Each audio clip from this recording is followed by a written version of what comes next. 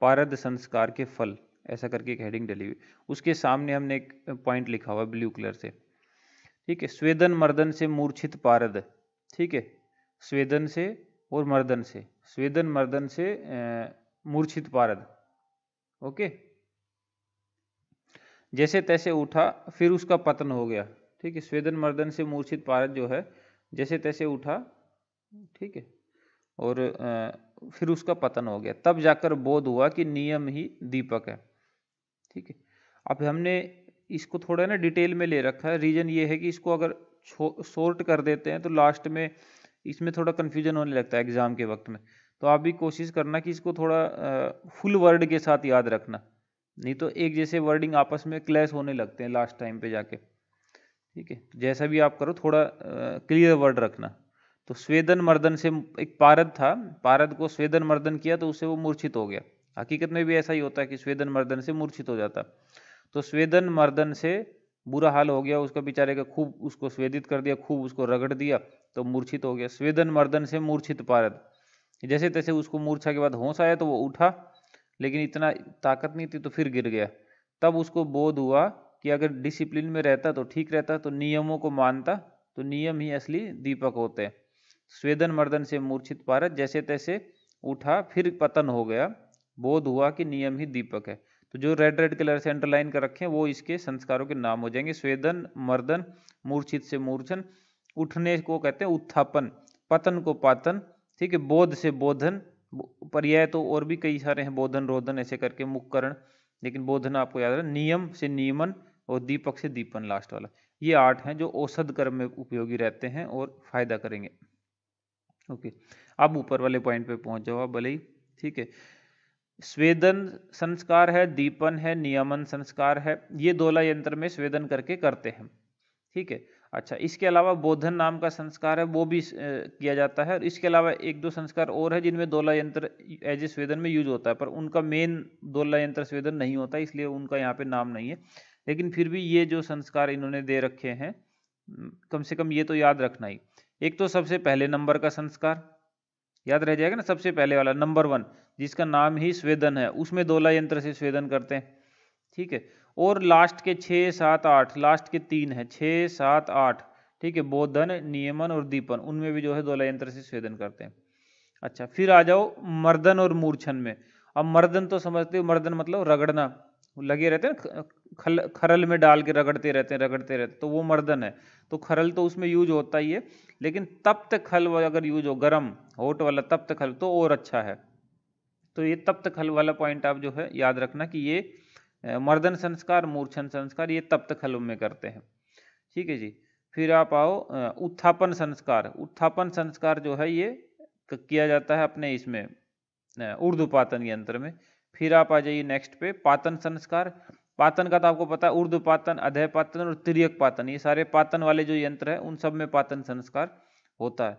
फिर ये आपका है बोधन संस्कार, जिसको रोधन संस्कार भी बोलते हैं, मुखकरण भी बोलते हैं, कई सारे नाम है, ठीक है। ये करते हैं कांच कूपी में द्रव स्थापन करके, ठीक है। श्लोका में जो एग्जैक्ट वर्ड है वो है कि घड़े में एक द्रव बनाएंगे हम, लिक्विड, ये जल और सेंधा नमक मिलाकर उसमें स्थापन करके इसका बोधन रोधन संस्कार किया जाता, ठीक है। तो ये बात होती है इसके संस्कारों में, किसमें क्या क्या यूज होता है, कॉमनली पूछे जाने वाले। अब इसके फल देख लेते हैं, पारद के किस संस्कार का क्या फल मिलता है, ये वाला पॉइंट पे आ जाए। सबसे पहला जो मेंशन है वो है स्वेदन संस्कार, तो स्वेदन वाले पे चलो सबसे पहले, ठीक है। स्वेदन संस्कार से अपने को क्या बेनिफिट होगा, मल शैथिल्य कारकम, ठीक है, मल जो है स्थिल हो जाएंगे, स्वेदन करोगे तो मल की स्थिरता हो जाएगी, ठीक है। दूसरा पॉइंट इन्होंने दिया बहिर्मल विनाशनम, ये एक्चुअल में स्वेदन का पॉइंट नहीं है, ये मर्दन संस्कार का पॉइंट है जो इन्होंने लास्ट में दिया ना, बहिर्मल विनाशनम, तो इसको आप मर्दन के अंतर्गत में कर लीजिए, ठीक है। मर्दन इनसे मिस हो गया गलती से, स्वेदन के बाद इन्होंने सीधा तीसरे नंबर का मूर्छन लिखा, तो मर्दन से होगा बहिर्मल विनाशनम, ओके। स्वेदन दोला यंत्र में होता है, मैल का स्थिरता करता है। मर्दन संस्कार खरल में होता है, खरल में भी जो है तप्त खरल लिया जाए तो ज़्यादा अच्छा है, ठीक है। और वो क्या करता है, बहिर्मल विनाशनम, ठीक है, बहिर्मल जो है उससे शांत हो जाते हैं। मूर्छन संस्कार, मूर्छन संस्कार जो है तप्त खरल यंत्र में होता है, ठीक है। इससे क्या होता है, दोष त्रय विनाशनम, ठीक है, दोषों का विनाश कर देता है, ठीक है। इसके लिए ये भी यूज होता है, मूर्छन से नष्ट पिष्ट हो जाता है पारद, नष्ट पिष्ट तो कारकम, ठीक है। और भी पॉइंट रहते हैं, लेकिन फिलहाल आप इतना तो याद रखो कि दोष त्रय विनाशनम, ठीक है। पारद के दोष त्रय, न कि शरीर के वात पित्त कफ, पारद के दोष हम आगे जाके पढ़ लेंगे जब आपको समझ आ जाएगा। उत्थापन संस्कार, ठीक है। अब बेहोश हो गया मूर्छन में तो उसको उठाएंगे भी तो उत्थापन संस्कार। उत्थापन संस्कार में क्या होता है, मूर्छा व्यापत्ति नाशनम, जो पहले वाला संस्कार हुआ मूर्छन, उसकी जो व्यापत्तियां हैं उनका नाश हो जाता है उत्थापन संस्कार से, ठीक है। तो इसलिए बोलते हैं मूर्छा व्यापत्ति नाशनम। ये किससे होता है, ठीक है। तो जस्ट ऊपर आप पढ़ के ऊर्ध्वपातन यंत्र वगैरह में, ठीक है, मूर्छा उत्थापन संस्कार होता है। उससे जस्ट पहले, वो करने से पहले, आयु से पहले कि आप पातन यंत्र वगैरह लगाओ, तो एक कांजी के द्वारा दोला यंत्र में स्वेदन भी इसमें कराया जाता है, पर वो थोड़ा कॉमन हो गया इसलिए उसको याद नहीं रखते, याद वो ऊर्ध्वपातन यंत्र वाले को रखा करते हैं।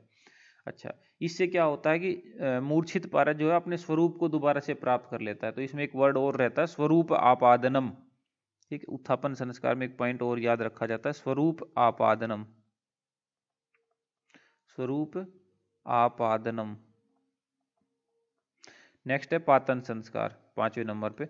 पातन में हो गए 3, ऊर्ध्वपातन, अधःपातन, तिर्यक पातन, ठीक है। क्या क्या इनसे बेनिफिट होगा, तो ऊर्ध्वपातन से इसके जो नाग और वंग दोष है उनको त्याग देता है, ठीक है। अधःपातन से नाग वंग संकह मुक्ति, सेम ही चीज है, नाग वंग को त्याग देना और कोई फायदा वो नहीं, ठीक है। और रसायन के योग्य हो जाया करता है अधःपातन से, ठीक है जी। तिर्यक पातन से क्या होता है, कर्मकारी भवेत ध्रुवम, निश्चित रूप से जो है कर्मकारी मतलब पावरफुल हो जाता है, कर्म करने लायक हो जाया करता है। नेक्स्ट पे चलिए, 5 तक याद हो गए, ठीक है। फिर है 6ठे नंबर पे बोधन, ठीक है जी। और फिर आप देखो वीरियम प्राप्नोति, ठीक है, अनुत्तमम, ठीक है। बोधन संस्कार से जो है वीर्य की प्राप्ति हो जाती है उसको। वीर्य मतलब मोटा मोटा ये है कि उत्तम वीर्य मिल जाता है, बहुत ही बढ़िया महावीर्यशाली बन जाएगा। इसका जो पहले जो मंद वीर्य वाला हो गया था वो नहीं रहेगा, महावीर्यशाली बन जाएगा। अच्छा, बोधन को ही, या इन्होंने या तो मेंशन करना भूल गया, किया तो था मैंने, बोधन को ही रोधन भी कहते हैं, या तो नीचे कहीं होगा, रोधन भी कहते हैं, बोधन को ही मुखकरण भी कहते हैं, बोधन रोधन मुखकरण, ठीक है। अच्छा, मुखकरण जो वर्ड है ये आपको एग्जाम में भी दूसरी जगह भी 2 संस्कारों के लिए मुखकरण वर्ड यूज होता है, ठीक है। अब 2 संस्कारों में जब अटक जाओगे तो क्या करोगे, तो फर्स्ट चॉइस होती है दीपन संस्कार, ठीक है, जो दीपन वाला है 8वें नंबर का, ठीक है, उसके लिए। और सेकंड चॉइस जो होती है वो इसके लिए भी यूज होता है, बोधन के लिए भी। दोनों जो है ये मुखकरण वाला काम करते हैं, ठीक है। हाँ, रोधन इसी के लिए है, रोधन तो फिक्स है, रोधन पॉइंट जो है वो बोधन के लिए, तो बोधन या रोधन एक ही बात है। और ये होता है इसमें दोला यंत्र में स्वेदन करके, सृष्टि अंबुज के साथ दोला यंत्र में स्वेदन करके, इससे जो है मंद वीर्य जो हो चुका था पारद, वो मंद वीर्यता को त्याग देता है और महान वीर्यवान हो जाता है, उत्तम वीर्य कर लेता है। तो देखो अलग अलग बुक के वर्डिंग अलग अलग होते हैं, लेकिन आप वीर्यशाली बनने वाले पॉइंट को पकड़ना, तो आप इस बात को भी याद रख पाओगे। जैसे मान लो आपको मिल गया, बताओ वीर्य प्रकर्ष किस संस्कार से होता है, तो बोधन से होता है। यह मिल गया मान लो संड भावम विमुंचिति, संड कहते हैं ना वो थर्ड जेंडर वाले, कि संड भाव को छोड़ देता है, ठीक है। क्लीबता को, नपुंसकता को छोड़ देता है, तो नपुंसकता कौन छोड़ेगा, जिसपे वीर्य आ जाएगा, तो बोधन संस्कार। या आ जाए निरस्त संड भाव है ऐसा करके, तो ये है, ठीक है। ऐसा करके मतलब आ जाए तो प्राप्त पुंस्तव कौन सा है, तो ये है। तो आप हिंट लगा लोगे ना कि हाँ वीर्य वाला ये वाला है अभी। फिर आप आ जाओ नियमन संस्कार पे। नियमन संस्कार भी दोला यंत्र में होता है। नियम का मतलब ही होता है रूल्स, रेगुलेशंस, डिसिप्लिन, ठीक है। तो ये इतना वीर्यशाली जब हो जाता है पारद, तो बहुत ही चपलता उसमें आ जाती है, किसी के काबू में नहीं आता। फिर वो उसकी चपलता को कंट्रोल करने के लिए फिर नियमन संस्कार किया जाता है। तो चपलतव निवर्ते, ठीक है, नियमन संस्कार है ये, ठीक है। इससे जो है उसमें थोड़ी एक स्थिरता आ जाती है, ठीक है, स्थिरताम वर्जेत, ठीक है। ये पॉइंट होता है। वीर्यवान इसमें आता है, लेकिन वीर्य वर्ड ज्यादा फेमस बोधन वाले के लिए, तो वही याद रखना अभी के लिए तो कम से कम आप, ठीक है। और नियमन से क्या होता है, तेजस्वी तो वो रहता है अब, लेकिन निर्मल तेजस्वी हो जाता है, वो चपलता की पॉइंट थी वो चले जाते हैं उसे। दीपन संस्कार, ठीक है, दीपन पाचन तो समझते ही हो। ठीक है। तो दीपन से क्या होता है, अब ग्रासार्थी हो जाता है, वो दूसरी चीजों का अपने में भक्षण कर सकता है, ठीक है। तो ग्रासार्थी हो जाता है। और वीर्य और तेज की वृद्धि होती है, वीर्य तेज वृद्धि, ठीक है। दोनों पॉइंट है इसमें, वीर्य तेज वृद्धि, जबकि वो सिर्फ वीर्य वाला पॉइंट था, वीर्य प्राप्नोति अनुत्तमम, ये वीर्य और तेज की, ऐसा नहीं कि उसने वीर्य केवल प्राप्त किया है, यहाँ पे वृद्धि हुई है, प्राप्त तो उसके पास पहले से था। वीर्य की और तेज की वृद्धि होगी, ग्रासार्थी होगी। और एक बुभुक्षा करके भी वर्ड रहता है कि बुभुक्षा, उसमें जैसे ना अपना भी तो एक नॉर्मल बंदे पे भी दीपन कर दो तुम, उसकी अग्नि प्रज्वलित हो जाएगी, तो उसमें बुभुक्षा आ जाएगी, वो ग्रासार्थी हो जाएगा, ठीक है। ये सब पॉइंट आपको याद रखना है, ठीक है। नेक्स्ट पे चलो आप, पारद की गति के बारे में बात हो रही है। पारद की गति वाले पॉइंट पे देखिए, ये एक निमोनिक बनाया हुआ है, अगर आपको ठीक लगे तो आप ट्राई कर सकते हैं। पारद जैसी गति करते हुए, पारद पारद है ना, बहुत मस्त बंदा हो, मतलब बहुत मस्त सब्सटेंस है, उसको दुनियादारी की बहुत मस्त नहीं, अपनी एक मस्त चाल नहीं होती हंस की, है ना, एक वो कहावत नहीं, कौवा चले हंस की चाल भूल बैठा अपने विचार, हंस जैसी चाल हर कोई नहीं चल सकता, हंस बहुत मस्ती से चलता अपना, ठीक है। तो पारद भी वैसा ही चलता है। तो हंस जो है जल का जीव है बेसिकली, जल जीव हंस, ठीक है। तो पारद जैसी गति करते हुए जल जीव हंस क्यों मल वाली धूम पीता है, ठीक है। तो सोचो कि पारद हंस जो है बहुत मस्ती से चल रहा है, और धूम, वो सिगरेट पीते हुए चल रहा है, मल वाली धूम पीते हुए मजे से चलने लग रहा है। तो जल जीव हंस मल धूम, ये 5 वर्ड आपको याद रखने हैं। तो ये आपके बने जल गति, मल गति, हंस गति, धूम गति और जीव गति, ठीक है। ऐसे करके ये पॉइंट बनेंगे आपके, ठीक है। जल गति मतलब कि जल के साथ निकल गया, ठीक है। मल गति मतलब कि मल वगैरह आप पारद को साफ कर रहे थे, उसके मल तो उसके साथ निकल लिया, ठीक है। और हंस गति हंस की तरह उछल उछल के निकल लिया, धूम धुएं के साथ निकल लिया। जीव गति को हम अदृश्य गति भी बोलते हैं, कि जैसे आत्मा होती है नजर नहीं आती, लाख कोशिश के बाद आपने सब तरह से पारद का लॉस, ये इन पारद की गतियों से पारद का लॉस होता है, पारद निकल जाता है ना।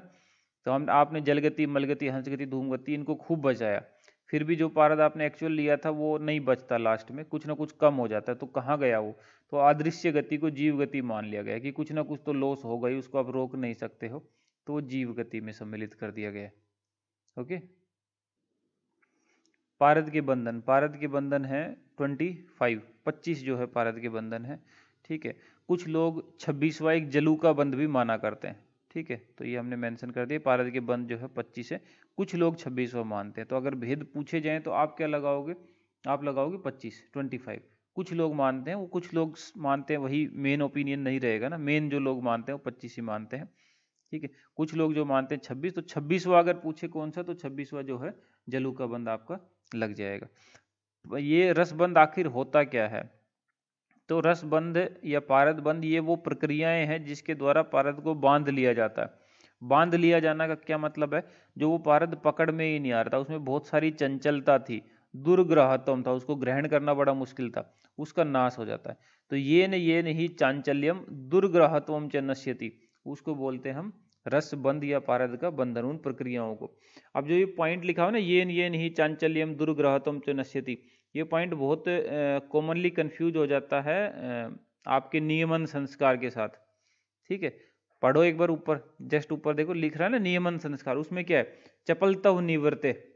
तो अगर आपको हल्का सा भी, क्योंकि नियमन भी चपलता की ही निवृत्ति कर रहा है और ये भी चंचलता का ही नाश कर रहा है, तो इस श्लोक अगर श्लोक रख देता है, श्लोक रख के पूछता है कि बताओ ये क्या है, ये पारद बंधन है या ये नियमन संस्कार है, और ऐसे एक दो और रिलेशन में ले लेता है। तो आप याद रखना, ये नहीं चांचल्यम दुर्ग्रहत्वम च नश्यति, ठीक है।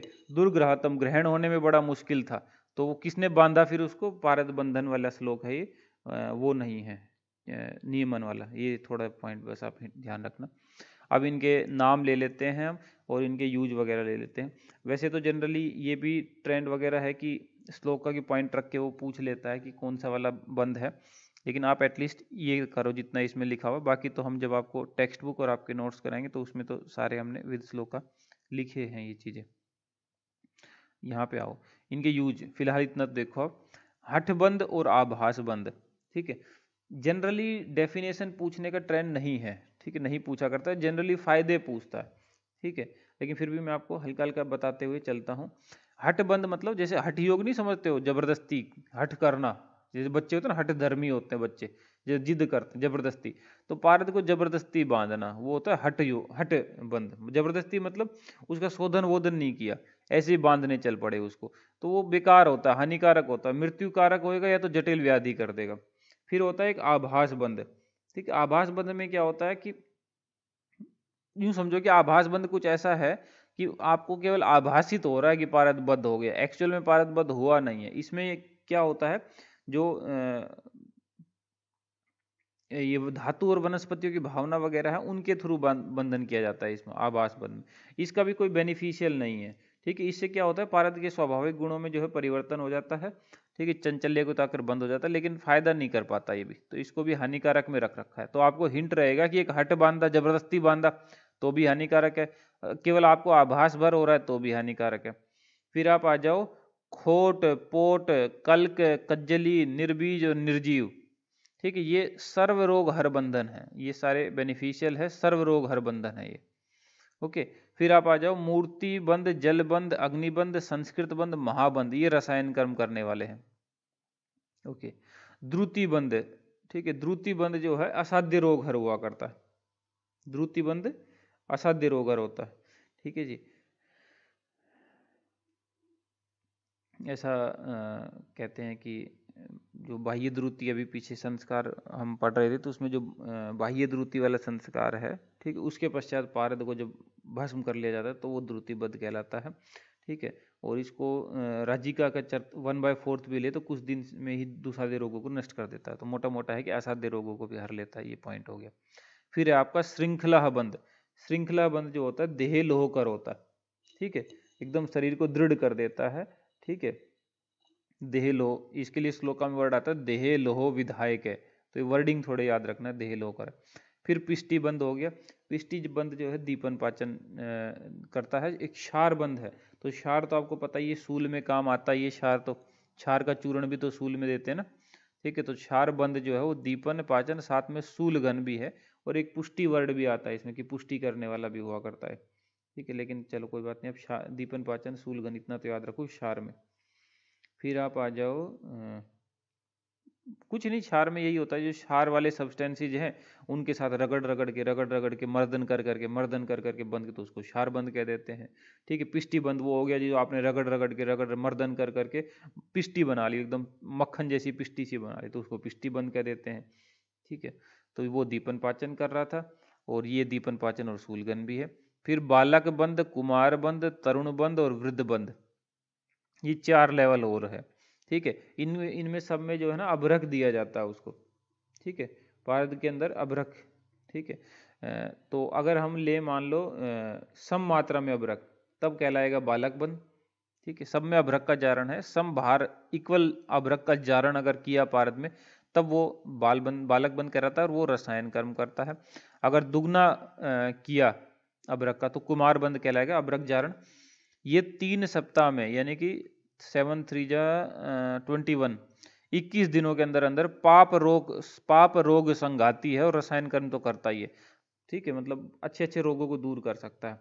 ठीक है, और तरुण में है 4 गुना अभ्रक चरण, ये 7 ही रात्रि में सकल आमे घन, ऐसा इसी तारीफ करते हुए कह रखा है, 7 दिन में, इस सप्ताह भर में ही सारे रोग दूर कर देगा। और वृद्ध में है 6 गुना अभ्रक का चरण, ये देहे च लोहे च नियोजनी, मतलब देहे में देह सिद्धि तो है ही, प्लस में लोहो स्वर्ण वर्ण और इस तरह की चीजें उनमें भी काम करता है। ठीक है, तो 1 2 4 और 6, 1 गुना, दुगुना, 4 गुना और 6 गुना। तो आप बालक में तो इक्वल था ही, वो तो आप याद रख ही लोगे कि 1 गुना है। ठीक है, लेकिन 2 एकम 2, 2 दूनी 4, 2 तिया 6। ठीक है, तो 2 4 6 टेबल आती जा रही है। ठीक है, और बन जाएगा बात आपकी कि ये कुमार, बालक, कुमार, तरुण और वृद्ध, 1 2 4 6। ठीक है जी, और जलूका बंद पे आ गए हम। जलूका बंद अब वही है जो 26वां बंद मान रखा है, रसरत्न समुच्चय ने खुद ही कह रखा है कि बंद 25 ही होते हैं, कुछ लोग 26वां भी मानते हैं जलूका बंद। ठीक है, अच्छा, जलूका बंद ऐसा नाम क्यों दिया है इसका, क्योंकि इसकी शेप जो बनती है ना वो जलूका की टाइप की शेप इसकी बना करती है। ठीक है, इसलिए जलूका के आकार की होती है, इसलिए जलूका बंद इन्होंने नाम दिया है। या फिर वलयाकार है या गुटिका, गुटिका की शेप की, गुटिका का। इसमें अविछीर भेड़ के दूध की भावना जो है इसको तैयार होने में लगती है। ठीक है जी। अच्छा, फिर इसके प्रमाण देखो, इसके ना तीन भेद होते हैं इसके। ठीक है, तीन भेद होते हैं इसके। तीन भेद कैसे? एक बाला के लिए, ये फीमेल में यूज होती है। ठीक है, फीमेल में यूज होती है ये। अच्छा, और यहाँ ये भी पूछेगा भैया कि इसके नामकरण का आधार क्या होता है, तो ऊपर ही हमने हो गया ना, इसकी आकार जो है, इसकी आकृति जलूका वाली, वही इसके नामकरण का आधार है। बाला, युवती और प्रगल्भा। बाला के लिए 8 अंगुल, युवती के लिए और बड़ा 10 अंगुल, और प्रगल्भा के लिए और बड़ा 12 अंगुल लंबा जो है ये बनाया जाता है। बाला, युवती और प्रगल्भा, इनकी एज क्या है? तो इनकी एज है 16, 32 और 50। जो भाव प्रकाश में भी हम पढ़ा करते हैं कि उन भाव प्रकाश ने भी यही बता रखी ना, 16, 32, 50। ठीक है, 50 से ऊपर वाली प्रौढ़ा वाली कैटेगरी में तो 16, 32, 50 ये आप याद रखोगे। ऐसे ही 16, 32, 50। ठीक है, ये और बहुत ही आदर के साथ जो है ये सारी फीमेल्स में लगाया जाता है। ठीक है, तो जैसे मर्जी आपको याद करना हो कर सकते हैं। तो आदर से जो है 8 है, 10 है, ठीक है, और 12 का रह है। ठीक है, आपको जैसे ठीक लगे आप कर सकते हो। ठीक है, या फिर जो अपने ये मुस्लिम में होता है आदाब, बहुत ही आदाब, नमस्कार को ऐसा कुछ बोलते हैं ना। ठीक है, तो बहुत ही आदाब के साथ लगाया जाता है। तो 8 है, 10 है और 12 है। ठीक है जी, जैसे आपको ठीक लगे लगा लेना। 16, 32, 50, 8, 10, 12 अंगुल, बाला, युवती और प्रगल्भा, अविछीर की भावना। नाम इसलिए जलूका है क्योंकि आकार जलूका वाला है। तो ये हो गए आपके पारद के बंधन वाले कॉमन पॉइंट सारे। ठीक है जी, फिर आप आ जाओ नेक्स्ट पॉइंट पे। अष्टलोह पूजा में देखिए आप। ठीक है, किस दिशा में किसको रखना है? लोह का मतलब धातुएं होती है। ठीक है, लोह का मतलब केवल आयरन नहीं होता, लोह का मतलब धातु के लिए लोह वर्ड यूज होता है। तो हमें याद रखना है कि अष्टलोह की जो पूजा होती है किसको किस पॉइंट में दिशा में रखा जाता है। तो उसके लिए अपना वही चार्ट बना लो, east, west, north, south. Chart बनाने से ना थोड़ा मन में बातें रह जाती ये दिशाएं बनाने से। तो ईस्ट में सोना और चांदी है, तो हम तो पूर्व के ही देश के हैं, सोने की चिड़िया थे ही, तो सोना चांदी जो है ये ईस्ट में चले जाएंगे। वेस्ट में जो है, ठीक है, वेस्ट में वेस्ट बंगाल है एक, तो है ना, वेस्ट में वेस्ट बंगाल है, तो बंगाल से आप बंग से वंग याद रखना। और बंगाल में काला जादू होता है कि नहीं? बंगाल फेमस नहीं, बाबा बंगाली काला जादू, तो काला लोह याद रखना। ठीक है, काला जादू, काला लोह, काला जादू बंगाल में, ऐसा करके थोड़ा हिंट रह जाएगा। एक बार हिंट मिला तो फिर दिमाग छोड़ता नहीं, फिर पकड़ लेता। ठीक है, और नॉर्थ में जो है, ठीक है, नॉर्थ में तो याद करने के देखो हजारों तरीके होते हैं, मैं एक हिंट आपको दे दे रहा हूँ, बाकी आपकी मर्जी है, जैसे मर्जी कर लेना। मतीलो, ठीक है, मतीलो नहीं, मतीलो करो। ठीक है, नॉर्थ में हिमालय पर्वत है, और हिमालय को ऐसा कहते हैं ना, हिमालय पे बहुत से सिद्ध लोग रहते हैं, महर्षिगण सारे हिमालय पे ही पाए जाते हैं। ठीक है, तो वहाँ से हम मति ले सकते हैं, बुद्धि ले सकते हैं, ज्ञान ले सकते हैं। तो मति लो, तो लो से लोह हो जाएगा, मैं और ती से हो जाएगा मुंड लोह और तीक्ष्ण लोह। तो मुंड लोह और तीक्ष्ण लोह को हम नॉर्थ में रखते हैं। ठीक है, और साउथ में जो है, ठीक है, नाता या ताना जो आपको लगाओ। ठीक है, तो नाग और ताम्र जो है ये साउथ में चले जाएंगे। ठीक है जी, ओके। सोना चांदी ईस्ट में गए। ठीक है, काला जादू, काला जादू बंगाल में, काला लोह और वंग ये गए वेस्ट में। ठीक है, वेस्ट बंगाल में, और मती लोह, मुंड और तीक्ष्ण लोह जाए नॉर्थ में, ताम्र और नाग चले जाएंगे साउथ में। ठीक है, तो परपटी कल्पना वाले पॉइंट पे आ जाइए अब आप। ठीक है, परपटी कल्पना जो पीछे हम बंद पढ़ रहे थे, पारद के बंधन जो 25 बता रखे थे, कुछ लोगों के अनुसार 26वां जलू का बंद भी था, उसमें एक बंद आया था पोट बंद, याद है? खोट बंद, पोट बंद पढ़े थे सर्वरोग। तो पोट बंद जो है, ठीक है, वही पोट बंद के अंदर में ही ये परपटी कल्पना आती है। तो ये बात हमने यहाँ पे लिख दी है कि ये पोट बंद जो था, ठीक है, उसी के अंतर्गत में ये है। और इसका जो परपटी कल्पना है, इसका सर्वप्रथम जो वर्णन किया है वो चक्रदत्त जी ने कर रखा है। चक्रदत्त बुक का नाम है, चक्रपाणी दत्त जो है बंदा है। ठीक है, उसने 11वीं शताब्दी में किया है। चक्रपाणी आपको पता ही है, 1 और 1 11, 2 चक्के चलते हैं। ठीक है, तो चक्रपाणी 11वीं शताब्दी का है, गृहिणी चिकित्सा के प्रकरण में उन्होंने परपटी का कर रखा है। तो इसलिए ज़्यादातर क्या रोगाधिकार गृहिणी ही है परपटी का। परपटी नाम इसलिए पड़ा है कि पापड़ की जैसी ये बन जाती है इसकी शेप, इसलिए जो है परपटी नाम है। ओके, अब हम शुरू से शुरू करते हैं। रस परपटी पूछा जाता है कि कौन सी परपटी किसने दी बताई है, उसका रोगाधिकार क्या है और उसके कंपोजिशन क्या है। ठीक है, ये मेनली पूछा जाता है। और कभी कभार भैया उसके कुछ एक पत्र, कौन से पत्र में बनती है, कुछ भावना द्रव्य क्या है, ये कभी कभार पूछा जाता है। मेनली रोगाधिकार किसने बताई है, क्या कंपोजिशन है। तो आप इतने से तो शुरुआत आप करो। अच्छा, ये ध्यान रखना कि परपटी कल्पना का सर्वप्रथम उल्लेख चक्रपाणी का है। चक्रपाणी 11वीं शताब्दी का है। ठीक है, चक्रपाणी वही है ये जो अपने चरक जी के जो टीकाकार हैं। ठीक है, चरक चतुरानंद सुश्रुत सहस्त्र ने इनकी उपाधि मिली हुई है, जिसने सुश्रुत पे भानुमति टीका भी लिखी हुई है, वही वाला बंदा है। ठीक है, उसके बाद लेकिन बाकी ऐसा नहीं कि बाकियों ने फिर किया ही नहीं, बाकी लोगों ने फिर खूब किया है। इसके बाद 12वीं शताब्दी का वंगसेन है, उसमें भी परपटी कल्पना है। 13वीं शताब्दी का रसरत्न समुच्चय है वाग्भट वाला, उसमें भी है। रसेंद्र सार संग्रह वो 16वीं शताब्दी का RSS, ठीक है, उसमें भी है। ठीक है, तो सब में है, पहले इसका नाम है बस। रस परपटी से आ जाओ। ठीक है जी, रस परपटी सबसे सिंपल वाला है। ठीक है, ये है पारद और गंधक, HGS। पारद और गंधक होता है केवल समान मात्रा में हम लोग लेते हैं 1:1 का रेशियो में। और वैसे रत्नावली ने बताया संग्रहणी इसका रोगाधिकार, मतलब ग्रहणी रोगाधिकार हो गया। ठीक है, black sulphide of mercury HGS। लोह परपटी, लोह परपटी भैषज रत्नावली संग्रहणी में। और लोह परपटी है तो वो पारद और गंधक ये तो हो ही जाएंगे। ठीक है, प्लस में एक लोह है और ऐड हो जाएगा। लोह में कौन सा लोह, कांत लोह ऐड होता है, सब सेम है 111 का, तो मुश्किल नहीं याद करने में। ताम्र प्रॉपर्टी योग रत्नाकर की है, काश रोगाधिकार में ताम्र प्रॉपर्टी है। ठीक है, तो हम याद ऐसे करते हैं इसको कि काश योगी, ठीक है, काश योगी जो है ता उम्र पीजी में टीवी देखते रहते, पीजी नहीं होता पेइंग गेस्ट, ठीक है, तो योगी जो है काश योगी, ठीक है, काश योगी से मतलब है काश रोगाधिकार, योगी से योग रत्नाकर, ता उम्र से ताम्र प्रॉपर्टी, पीजी में टीवी देखते रहते, पीजी टीवी। ठीक है, तो पीजी से तो पारद गंधक हो गया, टीवी से ताम्र और वत्सनाभ हो गया। तो ध्यान रखना वत्सनाभ इसमें आ गया है। ठीक है, अच्छा वत्सनाभ जो है वो सबसे कम है क्योंकि विष है, बाकी सब 333 है, ये जो है 1 है। ओके, इसमें एक ये भी रहता है कि भैया इसको इसमें इसको बनाने में ना अर्क पत्र का प्रयोग होता है। जनरली जो है केले के पत्ते वत्ते और वो सब यूज होते हैं, इसमें अर्क पत्र यूज होता है ताम्र प्रॉपर्टी में बनाने में। तो ये थोड़ा आप ध्यान रखना, ताम्र प्रॉपर्टी में अर्क अर्क का पत्ता यूज होता है। और एक इसकी डोज बहुत कॉमनली पूछी जाती है, 2 से 3 रत्ती इसकी डोज होती है। ठीक है जी, और योग रत्न करोगे, सॉरी, हाँ, रस रत्न समुच्चय ने इसको कुष्टांत प्रॉपर्टी नाम से लिखा हुआ, ताम्र प्रॉपर्टी को ही कुष्टांत प्रॉपर्टी के नाम से रस रत्न समुच्चय ने लिख रखा है। फिर आप आ जाओ नेक्स्ट पे स्वर्ण प्रॉपर्टी। ठीक है, ये भेषज रत्नावली की है, गृहिणी वाइली संग्रहणी रोगाधिकार होगा, इसमें सोना आ जाएगा। पारद गंधक तो है ही, साथ में स्वर्ण और आ गया।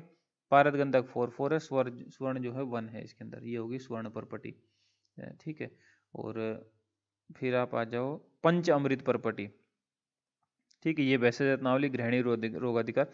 याद रखने के लिए ये वाली लाइन याद रखना जो हमने ब्लू कलर में लिख रही है, गपलेट, गपलेट वाली पॉइंट याद रखना। गपलेट मतलब गंधक, पारद, लोह, अभ्रक और ताम्र। कोई बड़ी बात तो है नहीं, पहले पहले वर्ड ले लिया गपलेट, गंधक पारद। ठीक है, गंधक इसमें ज्यादा है, 8 है, पारद 4 है, जस्ट हाफ होता जा रहा है, 8 का आधा 4, 4 का आधा 2, 2 का आधा 1, 1 का आधा आधा। ठीक है, तो गपलेट करके हाफ हाफ करते चले जाना, 8 से शुरुआत करना। तो ये पंचामृत प्रॉपर्टी की कंपोजिशन आपको याद हो जाएगी। गपलेट में गृहिणी रोगाधिकार है। ठीक, अच्छा एक बात ये भी ध्यान रखना, कई बार है ना MCQ में कंफ्यूज करता है, वो है ना इसको 2 से मल्टीप्लाई कर देगा। ठीक है, तो ये 2 से मल्टीप्लाई करने पे क्या बन जाएगा, 16, 8, 4, 2 और 1, वो आधा वाला पॉइंट है ना, आधा हट जाएगा, है ना, सीधा सीधा रेशियो निकल जाएंगे, तो ऐसे भी पूछ लेता है। ठीक है, तो आप थोड़ा याद रखना इसको, कभी वहाँ पे 16, 8, 4, 2, 1 ऐसा लिखा है और आपको ये क्या हो गया, हम तो 8, 4, 2, 1 आधा याद करके बैठे, तो वो मत परेशान होना। फिर विजय प्रॉपर्टी पे आ जाओ। बाकी ये सब हम इसके और भी कुछ पॉइंट हैं और ठीक से आपके जो नोट्स हैं टेक्स्ट बुक उसमें भी आपको ये चीज़ें कराएंगे, लेकिन इतने में भी ये सफिशिएंट है, आप कम से कम शुरुआत इतने से करो इतना। विजय परपटी देखो, विजय परपटी भेषज रत्नावली संग्रहणी रोगाधिकार, ठीक है।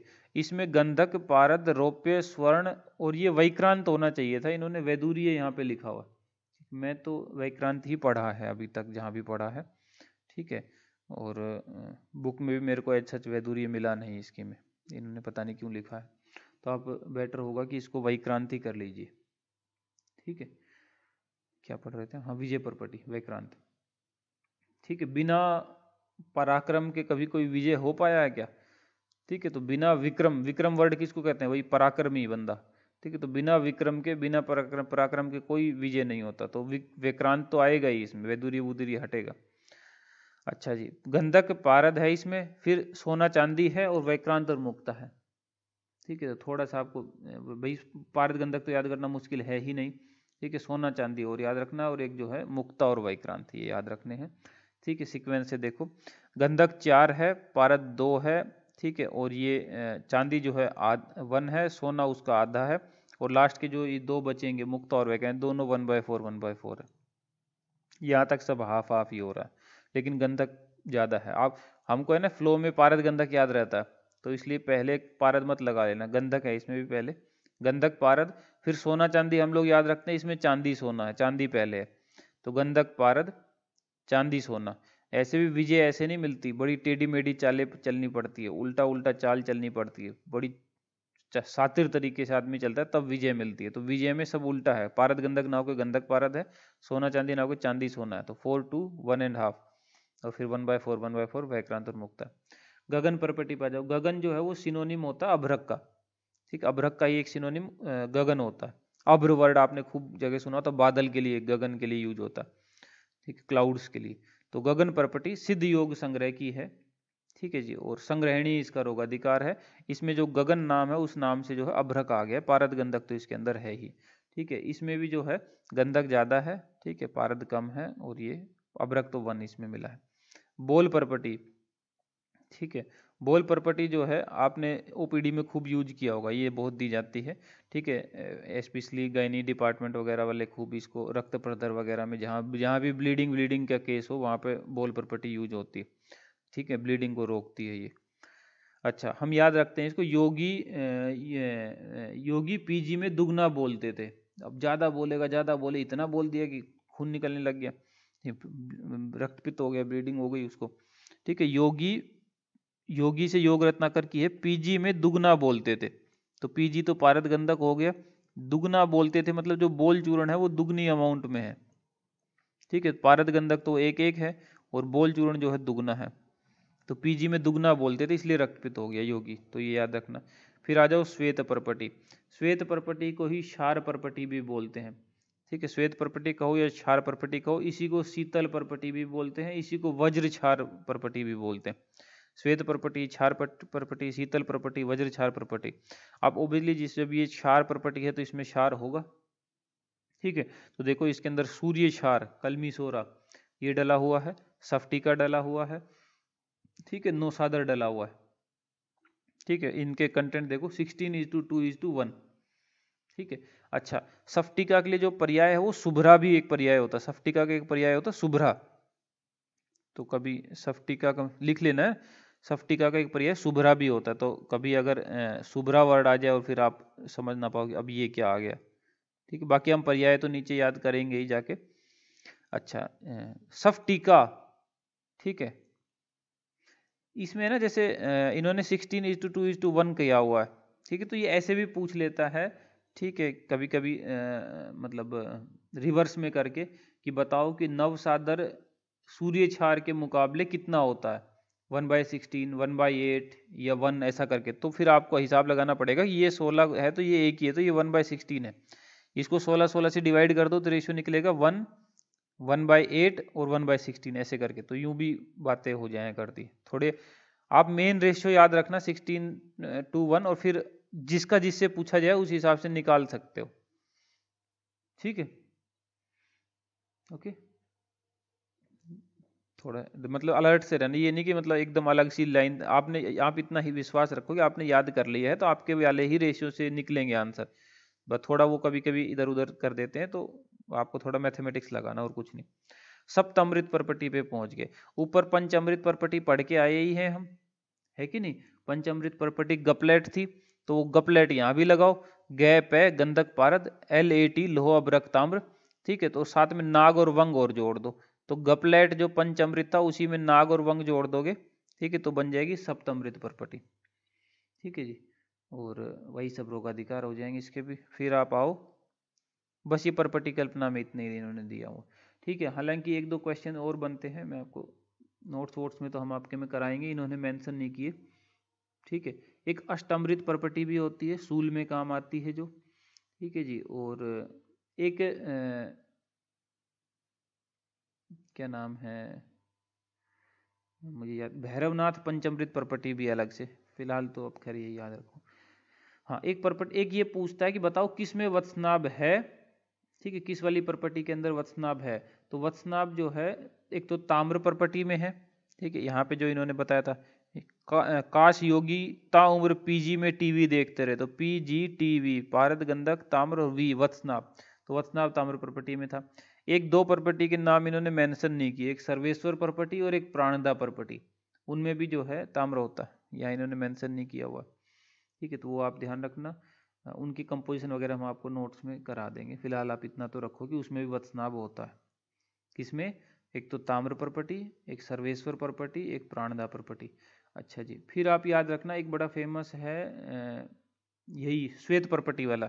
श्वेत परपटी में देखो तो इसमें पारद गंधक है ही नहीं, देख लो चाहे श्वेत परपटी में, इसमें क्षार है, सफ्टिका है, नवसादर है, ना पारद है ना गंधक है, कुछ नहीं है इसके अंदर, ठीक है। ये पॉइंट याद रखना, श्वेत परपटी में पारद गंधक नहीं होता। एक और परपटी होती है जिसका नाम होता है मल्ल परपटी, मल्ल परपटी, उसके अंदर भी पारद गंधक नहीं होता, वो भी इन्होंने मेंशन नहीं करी, हम आपको कराएंगे वो मल्ल परपटी, ठीक। मल कहते हैं, मल्ल संख्या का पर्याय होता है, संख्या का, ठीक है, वो उसमें भी नहीं होता। एक होती है सुधा परपटी, बड़ी फेमस है, बहुत पूछी जाएगी MCQ में, सुधा परपटी कॉमनली यूज भी बहुत होती है, ठीक है। वो यादव जी त्रिकम जी की बनाई हुई है, रस अमृत बुक है यादव जी त्रिकम जी की रस शास्त्र पे, वो उस बुक की परपटी सुधा परपटी।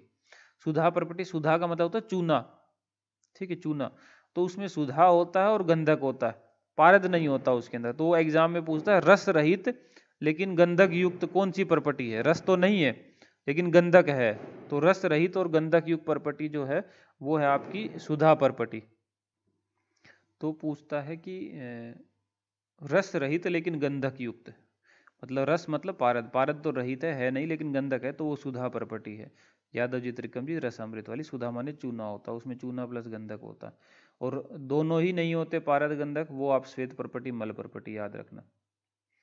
तो ये परपटियों के बारे में बात है, बाकी हम आपको बची कुची वहाँ भी करा देंगे, ठीक है। फिर आप आओ नेक्स्ट पे, कुपीपक्व रसायन पे देखो आप, रस सिंदूर, मकर ध्वज, सिद्ध मकर ध्वज, रस कर्पूर, ये सब इसके कुपीपक्व रसायन वाली श्रेणी में। कुपीपक्व मतलब कूपी, कांच की कूपी में ये पकाए जाते हैं, ठीक है। बालू का यंत्र, इस तरह के यंत्रों में, इसलिए इनका नाम कुपीपक्व रसायन है, ठीक है। आपके टेक्स्ट बुक और नोट्स में हम इसको डिटेल से भी स्टडी कर लेंगे, फिलहाल जो पॉइंट आ रखे हैं उन पर आप नोटिस कीजिए। कुपीपक्व रसायन में याद करते हैं, रस सिंदूर है एक कुपीपक्व रसायन, ठीक है, जिसके अंदर पारद और गंधक है, रेशियो है 1:6 का। मकर ध्वज है, ठीक है, वही का पारद गंधक प्लस में स्वर्ण डला हुआ है, 16:1 का रेशियो है। सिद्ध मकर ध्वज है, गंधक पारद स्वर्ण 16:4 का रेशियो है। रस कर्पूर, ठीक है, हर किसी का हर कोई जानता है कि ऋषि कपूर जो है वो पागल है, ठीक है, ऋषि कपूर पागल है, पागल है, ठीक है। पा से पारद ले लो, ठीक है।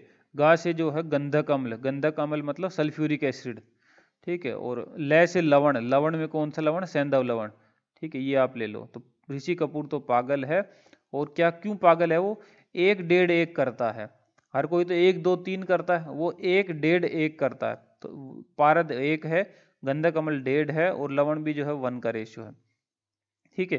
फिर इसकी मात्रा भी दे रखी है, औषधीय मात्रा रस कर्पूर की है 1/64 से 1/32 रत्ती, ये पूछी जाती है, बड़ी कॉमन सी डोज है, ठीक है। तो आप इसको ध्यान रखना, ओके। ऋषि कपूर पागल हो गया। फिर रस पुष्प पे आ जाओ। रस पुष्प में जो एक्चुअल में जो पुष्प है वो किसके पुष्प होते हैं, वो पालक के पुष्प होते हैं। पा ल कै, पा से पारद हो जाएगा, ल से लवण सैंधव लवण हो जाएगा, कैसे काशीस हो जाएगा, सब 1:1:1 इनके रेशियो में, तो रस पुष्प में किसके पुष्प है? पालक के पुष्प है, ठीक है। और 1:1:1:1 का रेशियो आप याद रखना, ठीक है जी। माणिक के रस में आ जाओ फिर आप, पारद गंधक तो है ही, साथ में नाग, हरताल और मनेशिला है, सब एक एक एक एक भाग है। समीर पन्नग में आ जाओ, पारद गंधक तो है ही, ठीक है। फिर हरताल और मनेशिला भी है, एक मल एक ऐड हुआ है, संख्या एक एक भाग है सब। स्वर्ण वंग में आ जाओ, स्वर्ण वंग में स्वर्ण नहीं होता, नाम का केवल स्वर्ण वंग है, तो पारद गंधक है, वंग है इसके अंदर, प्लस में नवसादर और सूर्य क्षार, ये है क्षार और लवण, ठीक है। ओके, याद रखने के लिए हम पन वग याद कर लेते हैं हम, ठीक है। जैसे आपको ठीक लगे वैसा कर लेना, कोई इसमें वो नहीं है, ठीक है।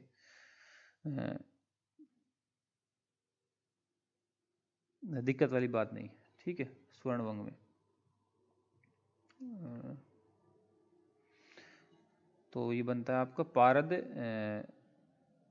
पारद गंधक वंग और नव। इसकी एक्चुअल में ना दो विधियां हैं स्वर्ण वंग को बनाने की, ठीक है। एक विधि तो वो है जिसमें सब एक एक एक एक के रेशियो में, कोई झंझट वाली बात ही नहीं, सब 1:1:1 रेशियो, पारद गंधक वंग नवसादर सब एक एक के रेशियो में।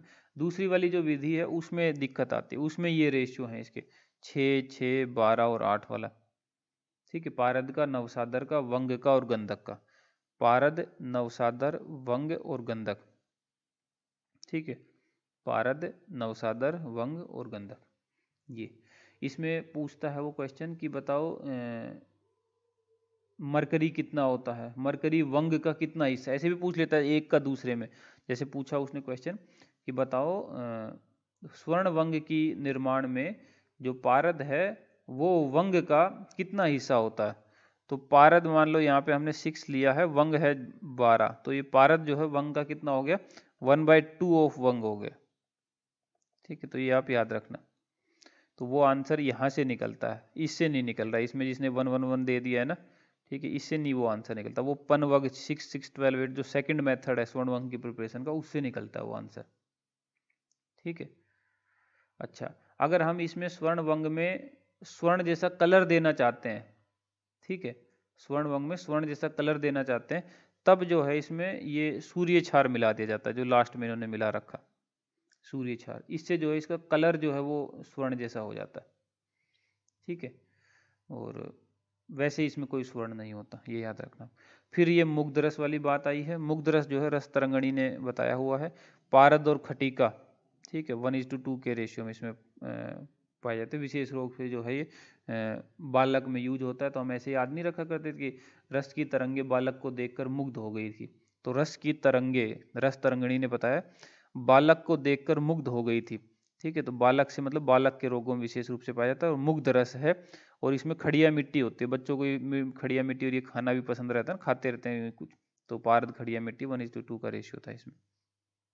तो ये कूपी पक रसायन वाले इसके योग हैं, वो ऊपर परपटी वाले थे।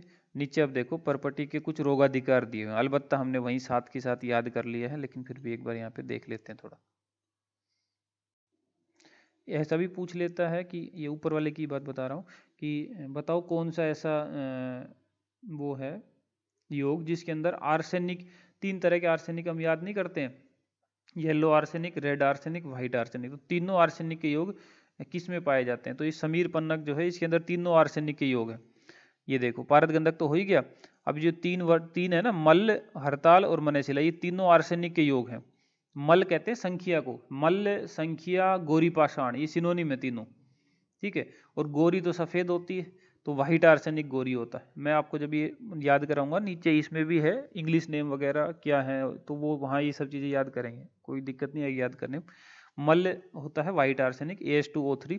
हरताल, हरी तो हम भगवान विष्णु को कहते हैं, और भगवान विष्णु जी जो हैं उनके कपड़े कैसे होते हैं, पीले रंग के होते हैं, येलो कलर के, पीताम्बर भी बोलते हैं उनको। तो भगवान हरी, हरी के कपड़े पीले, तो हरताल क्या हुआ, येलो आर्सेनिक AS2S3।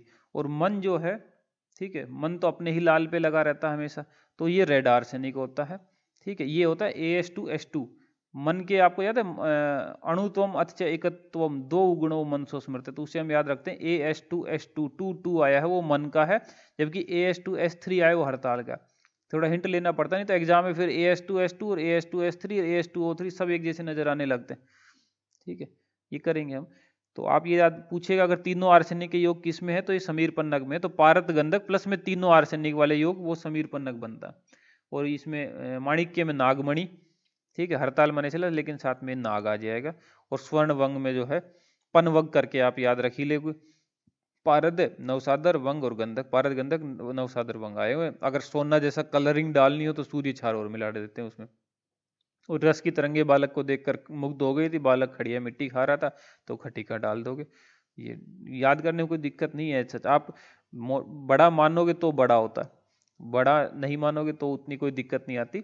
और जब भी कॉन्फिडेंस कम हो किसी भी सब्जेक्ट पे तो एक पर्टिकुलर लेवल पे याद कर लिया जाता है, ठीक है, और फिर एमसीक्यू की प्रैक्टिस करी जाती है। ये आपको गोल्डन रूल बता रहा हूँ मैं, ठीक है। जब भी आपका दिल घबराए कि इस सब्जेक्ट पे मेरी कमांड मेरे को नहीं लग रही, ठीक है, तो जितना आपको कराया उतना करने के बाद फिर एमसीक्यू लगाओ। ये नहीं कि आप रस रत्न समुच्चय खरीद लाए फिर वो मेरा रस शास्त्र पे कॉन्फिडेंस नहीं आ रहा था, मैं रस रत्न समुच्चय भी पढ़ दूंगा, पूरी टेक्स्ट बुक में एक एक लाइन पढ़ दूंगा। पढ़ लो, वो फिर याद थोड़ी रहनी बात।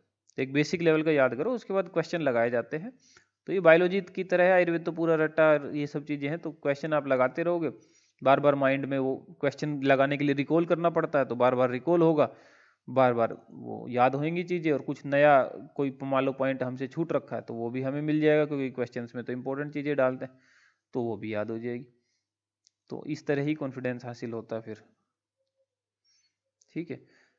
अब नेक्स्ट पॉइंट पे चलो, आप रोगाधिकार वाले पॉइंट पे, इनके पे रोगाधिकार पे आओ आप। ताम्र प्रॉपर्टी की बात हो रखी है। ये काश योगी पीजी में काश योगी ताउम्र पीजी में टीवी देखते, तो काश रोगाधिकार, योग रत्नाकर, ताम्र प्रॉपर्टी, पीजी टीवी, पारद गंधक, ताम्र वत्सनाभ, ठीक है। तो ये काश प्रॉपर्टी है। योग रस रत्न समुच्चय ने इसी प्रॉपर्टी को कुष्ठांत प्रॉपर्टी के नाम से लिखा था, ये बात हमने आपको ऊपर बताई थी। तो ये कुष्ठ रोगाधिकार है रस रत्न समुच्चय के अकॉर्डिंग। योग रत्नाकर पीजी में दुगना बोलते थे इसलिए खून निकल आया था, तो ये ब्लीडिंग में काम आती है, रक्त पित्त के विकारों में काम आती है, ठीक है। गायनी के ओपीडी में बहुत देते हैं, रक्त प्रदर में इसको ब्लीडिंग रोकती है ये, एक्सेसिव ब्लीडिंग को। श्वेत प्रॉपर्टी सिद्ध योग संग्रह की है, ठीक है, मूत्र कृच्र में काम आती है। क्षार वगैरह है इसके अंदर, क्षार वगैरह जैसी चीजें मूत्र कृच्र में काम आती है खूब। आप ये किडनी विडनी स्टोन वगैरह में भी देते हैं, क्योंकि डायूरेटिक का काम करवाती है, मूत्र कृच्र में काम आती है। तो ये याद रखना थोड़ा। इसमें ना गंधक है ना रस है, ये पारद है, कुछ नहीं श्वेत प्रॉपर्टी में, क्षार वगैरह न लवण वगैरह डले हुए हैं सब। मणि प्रॉपर्टी से नाक में मणि या नागमणि याद रखना, तो नासारोग याद रह जाएगा। सर्वेश्वर प्रॉपर्टी इन्होंने ऊपर एक्सप्लेन नहीं की थे नाम, लेकिन यहाँ रोगाधिकार में दे दी, हम आपको कराएंगे नोट्स में भी। विदर्धी में है ये, फिलहाल इतना याद रखो, ठीक है, एब्सेस में। भैरवनाथी पंचमृत प्रॉपर्टी ये तृष्णा रोगाधिकार में है। बाकी प्रॉपर्टियां संग्रहणी की थी जनरली, तो हमने साथ साथ भी लिख दिया था ताकि आपको हिंट रहे उनका। अब ये कुपी पक्व रसायन वाले भी देख लो एक बार। रस सिंदूर जो है रस योग सागर बुक का है, रसायन में है, ठीक है। मकर ध्वज कहो चाहे चंद्रोदय रस कहो चाहे स्वर्ण सिंदूर कहो, एक ही बात है, ये रस तरंगिणी का है। सिद्ध मकर ध्वज भी रस तरंगिणी ने बताया, मुग्ध रस भी रस तरंगिणी ने बताया, ठीक है। तो ये बात खत्म हो गई।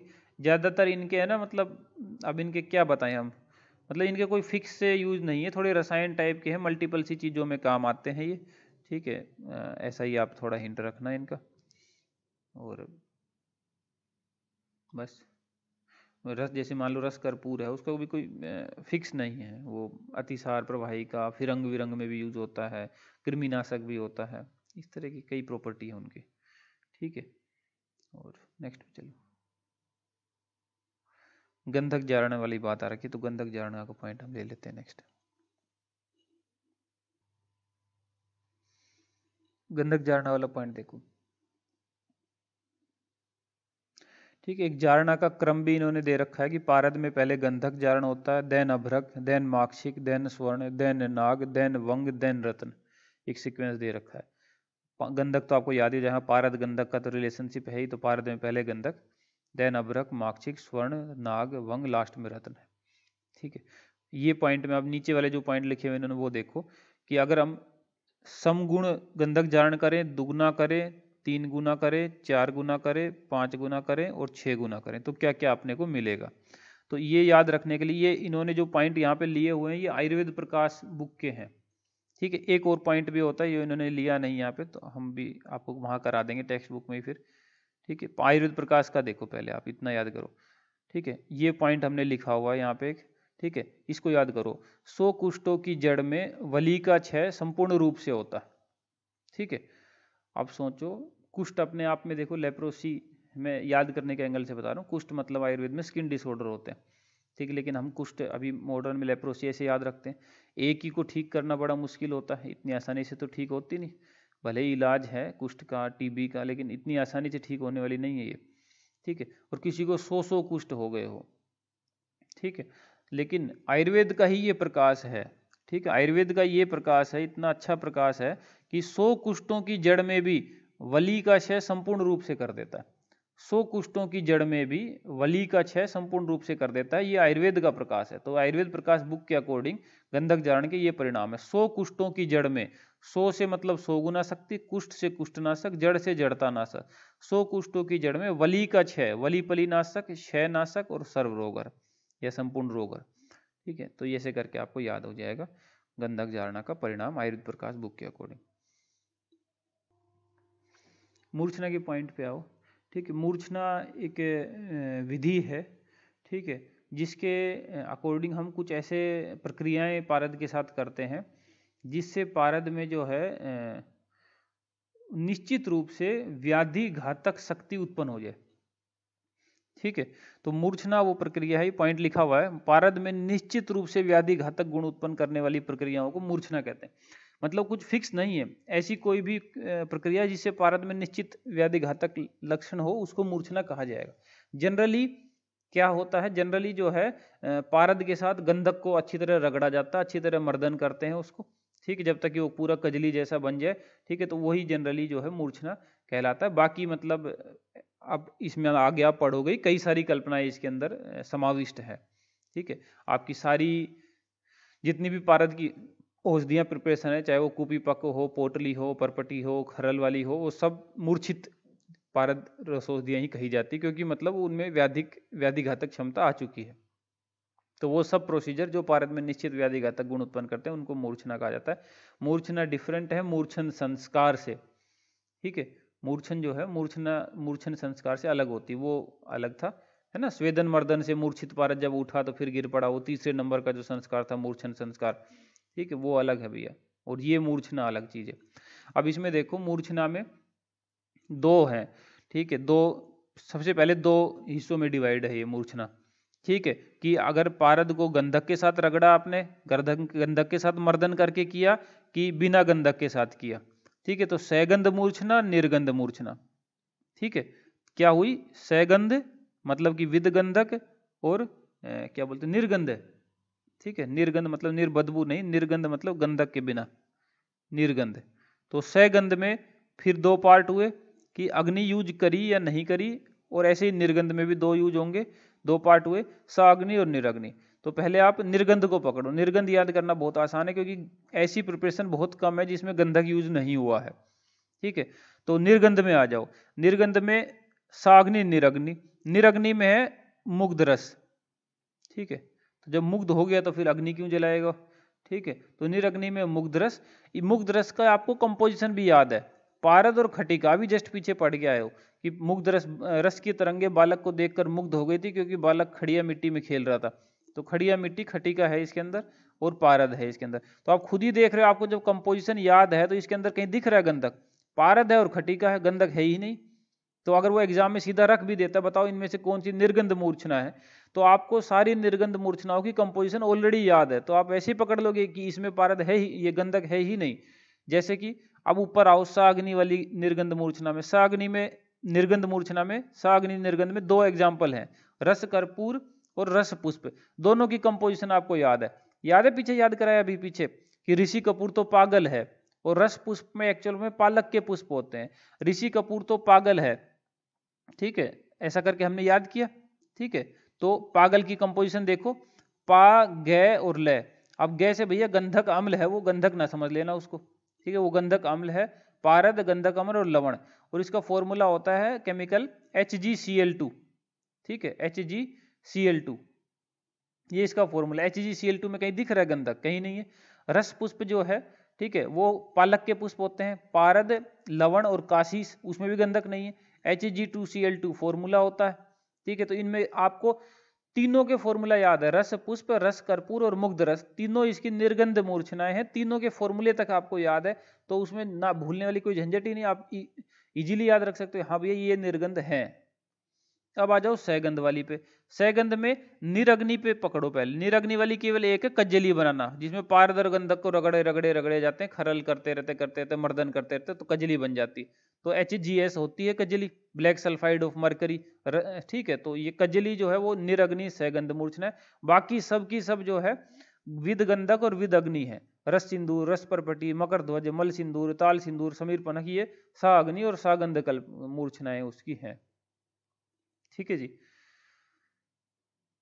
हो गई याद। अच्छा, एक तो ये डिवीजन हुआ इसका। ठीक है, फिर एक ऐसा भी जो सैगंध मूर्छना है ना इसकी विद सल्फर, उसके फर्दर 3 अलग तरह से जैसे एक तो अग्नि के बेसिस पे हो गया साग्नि निरग्नि, एक और होता है इनका अंतरधूम, बहिर्धूम, निर्धूम। निर्धूम मतलब कोई धुआं नहीं, कजली है क्योंकि कोई अग्नि ही नहीं, तो निर्धूम हो जाएगी वो। फिर अंतरधूम और बहिर्धूम के एग्जाम्पल में होता है, बहिर्धूम में होता है रस सिंदूर। तो सिंदूर हमेशा बाहर लगाते हैं ना, सबको दिखाते हैं कि मैंने सिंदूर लगाया हुआ। तो रस सिंदूर जो है बहिर्धूम सागंध मूर्छना है। और अंतरधूम जो है वो है सर्वांग सुंदर रस। सारे अंग कभी दिखते हैं क्या बाहर से? सारे अंग सुंदर हैं कि नहीं, ये बाहर से नहीं दिखते ना, अंतर से देख सकते हो। ठीक है, तो सर्वांग सुंदर रस जो है वो अंतरधूम है, रस सिंदूर बहिर्धूम है, और कजली में कोई आग ही यूज नहीं है तो वो निर्धूम है। ठीक है, ये सैगंध मूर्छना के फर्दर 3 भेद होते हैं, इन्होंने यहाँ मेंशन नहीं किया, लेकिन हम आपको आपके नोट्स में भी और आपकी टेक्स्ट बुक में भी कराएंगे ये चीज़। ठीक है, फिर भी बोल दिया मैंने।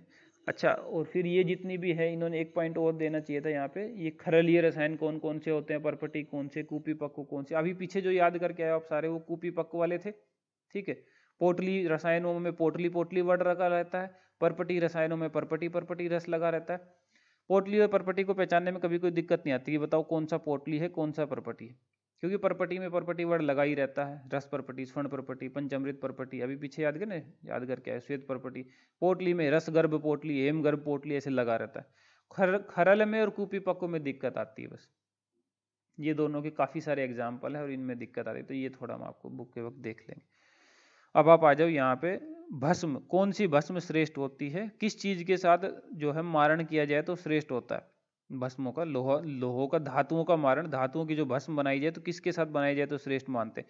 पारद के साथ अगर बनाते हो, रस जारित अगर है तो उसको श्रेष्ठ माना जाता है। श्रेष्ठ कौन सी? पारद वाली। मध्यम कौन सी वाली है? वनस्पति से जो जारित है।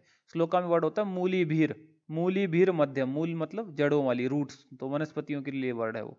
ठीक है, तो मूली भीर मध्यम। कनिष्ठ होती है हरताल से और गंधक से जो जारित होती है। ठीक है, और अधम एकदम ही निकृष्ट, एकदम घटिया, जो उनके अरी लोहो से जारित होते हैं। अरी लोहो क्या होता है? हर धातु का अपना अपना एक अरी लोह है, वो हम याद करेंगे आगे धातु पढ़ाते वक्त। ठीक है, ये दुर्गुण प्रद होती है। ठीक है, बकवास है, एकदम अधम है और नुकसान करेगी। ठीक है जी, तो गंधक से हम बहुत करते हैं जारित, लेकिन गंधक वाली कनिष्ठ है। ठीक है, श्रेष्ठ तो पारद वाली है, मध्यम मूली भीर है, और कनिष्ठ है हड़ताल और गंधक वाली, अधम है अरिलो वाली। नेक्स्ट पे चलिए, यहाँ पे एक बात आ रखी है, कुछ एक इन्होंने दी है, ये पॉइंट है। ठीक है, 16 वर्ण, पंचवर्ण और 9 वर्ण। ठीक है, जो स्वर्ण होता है उसका ये होता है 24 कैरेट्स होना, तो उसका इन्होंने 16 वर्ण वाला जो है ना वो एक कंसेप्ट बनाया है 16 वर्ण का, स्वर्ण का। तो जो असली शुद्ध स्वर्ण है वो 16 वाला होगा, बाकी कहाँ तक उसके लोग पहुंच पाते हैं वो आपको देखना है। तो मार्क्सिक जो है उसको रस प्रकाश सुधाकर ने नववर्ण वाला ही कह रखा है, और रस रत्न समुच्चय ने पंचवर्ण वाला कह रखा है। ठीक है, तो आप याद रखना कि नववर्ण सुवर्णवत, पंचवर्ण सुवर्णवत, ये मार्क्सिक के लिए यूज हो रखे, स्वर्ण मार्क्सिक। ठीक है, फिर यहाँ पे देखो नेक्स्ट पॉइंट इन्होंने लिया है पारद के खनिज का। पारद के खनिज में हिंगुल तो रहता ही है, तो हिंगुल में भी भेद है, हंसपाद हिंगुल, दरद हिंगुल, चरमार हिंगुल, प्रवार अब हिंगुल। तो ये थोड़ा आप ध्यान रखना कि जपा कुसुम सनकाश की इसके लिए कहा गया है, हंसपाद हिंगुल के लिए। दरद हिंगुल जो है हिपेटिक सिनेबार, इसी को हिंदी में यकृतार हिंगुल भी कहते हैं। चरमार हिंगुल मेटा सिनेबार, काले रंग का होता है। प्रवालाभ हिंगुल कोरल और है। दैत्येंद्र रस स्टील और है, इसमें 75% पारद होता है। गिरी सिंदूर ब्रिक और है, इसमें 68% पारद होता है। ठीक है, तो ये आप पारद के खनिज थोड़े याद रखना।